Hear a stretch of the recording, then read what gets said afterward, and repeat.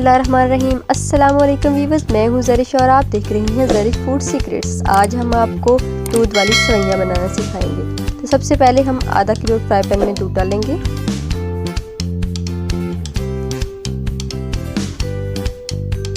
दूध को थोड़ा गर्म होने देंगे। इसके बाद हम साथ ही सब्ज़ इलायची इसमें डाल देंगे। तो हमारा दूध बॉयल हो चुका है।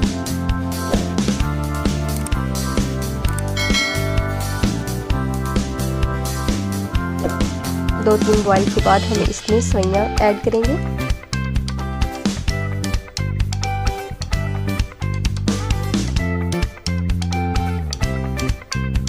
जी, तो हमने सेवइयाँ डाल ली हैं। अब हम इसे दूध में अच्छे तरीके से मिक्स करेंगे और 3 से 4 मिनट इसको पकने देंगे।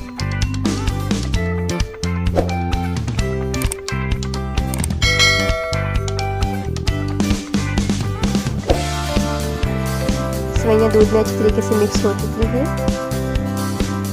अब हम इसमें चीनी ऐड करेंगे, हाफ कप चीनी।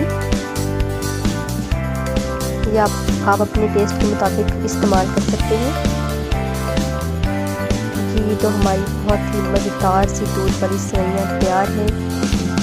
अगर आपको हमारा चैनल पसंद आए तो लाइक और सब्सक्राइब लाजमी किया करें। और इसमें गिरी डालेंगे।